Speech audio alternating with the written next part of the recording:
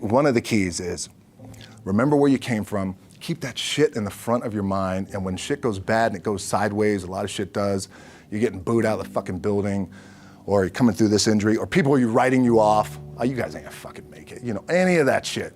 You gotta keep it in here. And it really has to, it should drive you.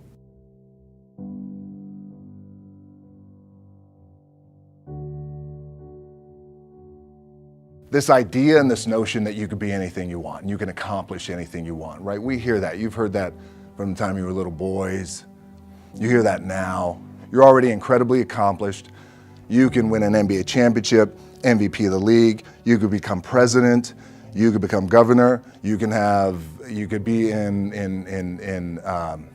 entertainment. You could do Charles, and you could do Shaq. You could do that. You could do whatever you want to do. You guys know that. The thing that has worked for me is to remember the hard times. So, and I'm sure you guys all have your processes, and again, I'm gonna tell you what's worked for me. So before a big movie comes out, before, back in the days when I was wrestling with WWE, a WrestleMania match, anything big that would happen, I would always take a moment and I'd just remind myself, all right, I was evicted when I was 14. We were kicked off the island. We couldn't live in Hawaii. Had no place to live.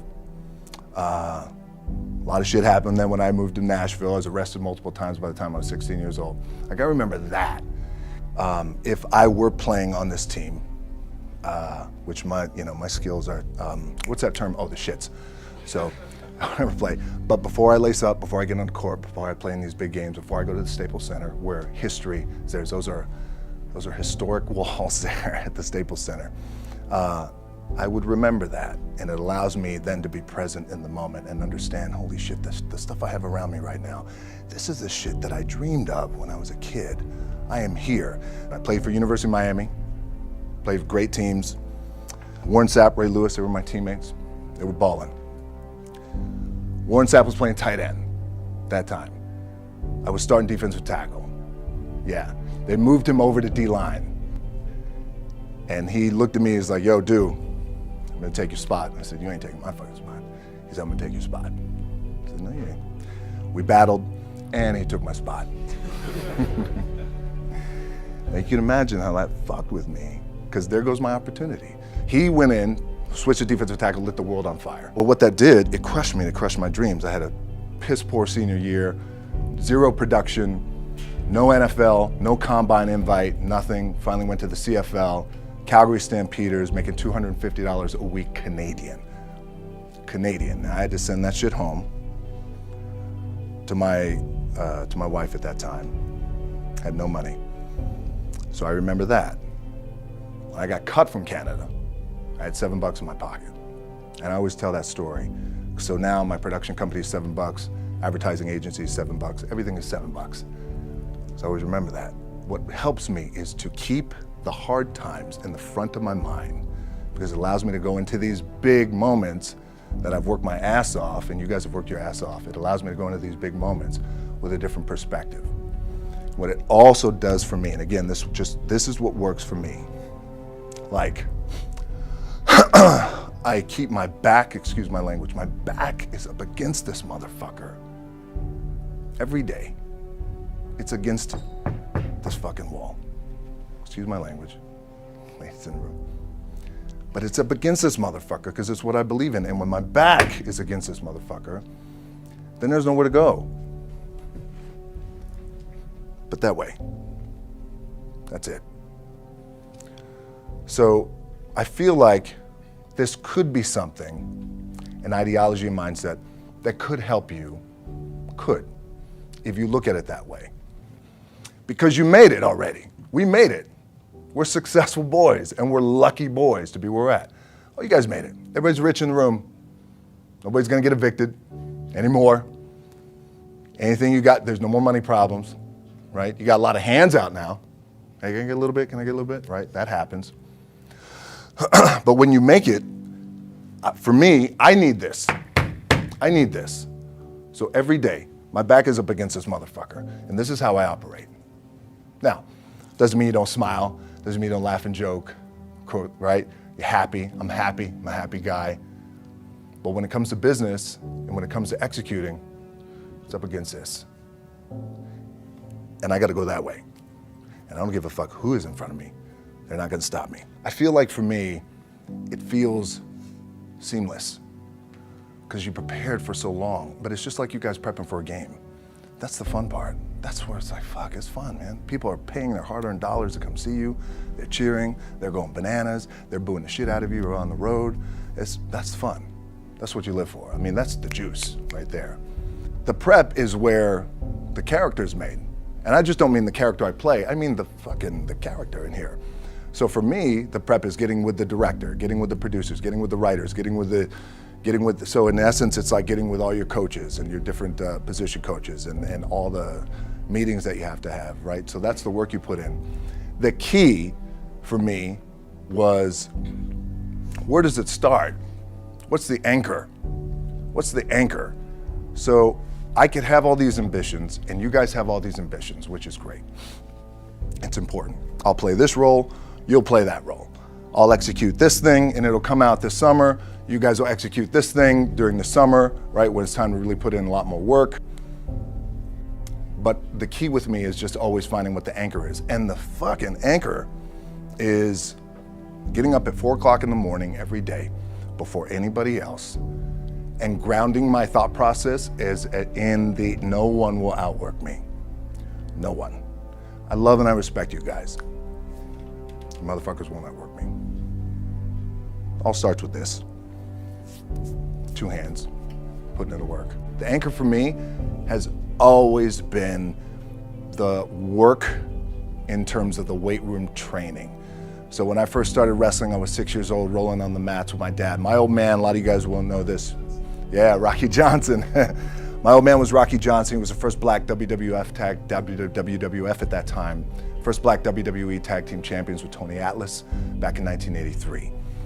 My uncles were wild Samoans. I come from a long line of pro wrestlers. But before the wrestling part happened, I was just in the gym putting in the work. At 6 years old, rolling around on the mats. And finally when I could touch weights at 13, that's what I was doing. But the weight part for me and the gym part has always been, has to be the anchor. Look, at the end of the day, like again, it's the kind of stuff that I talked about at top is I have to hold on to my dad in his pickup truck came down 4 o'clock in the morning, picked me up in Miami from Tampa. We lived in a little shitty apartment in Tampa. He drove down in his little pickup truck to Miami to get me when I was cut from the CFL. I was driving up I-75. I don't know if you guys are from Florida, any of you guys, if you know, I-75 is like, especially down in Florida, Alligator Alley. I'll never forget it. It's 4 o'clock in the morning. And I thought, well, fuck. I leave home like you guys left home. I'm ready to tackle the world, to get after it, achieve my dreams and goals. Fucking crushed by 22, 23 years old. Now I gotta move back in with my mom and dad. I played on great teams though. Wait a second, this is not supposed to be my future. I'm supposed to be in the NFL right now. I'm supposed to be making a lot of coin and buying my parents shit, buying me shit, taking care of my wife, but it never happened. So I pulled out my wallet, I thought, well, let me see how much money I have. I opened it up, I had a 5, a 1, and change. I'm not fucking around, and well, at least I rounded up to $7. But I thought, God, ain't this a bitch? I got $7 in my pocket. Where the fuck do I go now? What do? I can't go back to CFL, because you know, the point comes where you hear that voice, big run's over. Like, you're done, right? So I heard that voice. So as Coach was saying, man, I hold on to that shit. I'm telling you, my back is up against this motherfucker. We laugh, we joke, we have a good time. Press is always fun to do. Sometimes you gotta make it fun. That's another thing. You gotta do your best to make press fun if you can. But my back is still up against this motherfucker. I do not forget it. What this also helps me do, and again, it works for me, is at some point, you gotta be fucking tired of not being number one. You have to be, and you gotta fucking play angry, and I play angry. Now, I'm cool and calm with my approach, and when I step out on my field, which is a set, or, you know, like, there's some, and you're always gonna have haters, and haters are like, well, God damn, man, how many movies are you gonna make, or how much shit are you gonna do? Like, you do a lot of shit. I say, yes, it's my ambition. Of course, why not? I could do it. Yeah, I love what I do. And not only that, but in what world do we not work every day? Doesn't mean, it's just like you guys in the off season. You gotta work every fucking day. It doesn't end.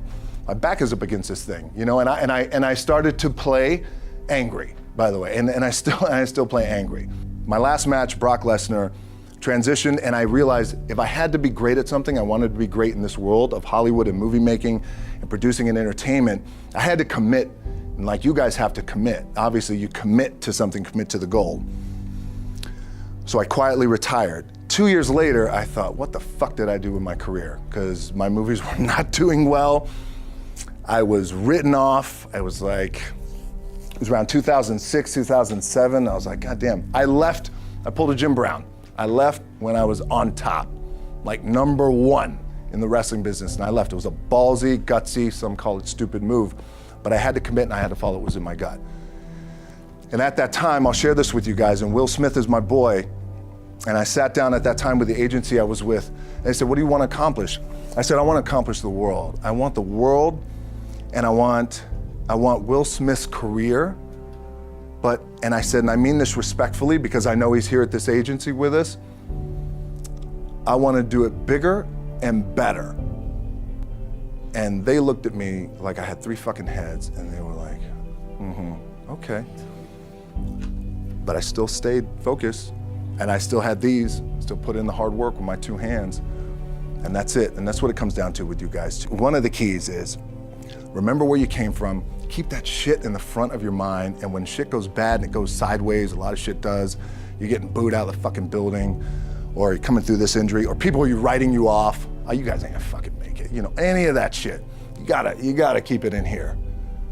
And it really has to, it should drive you.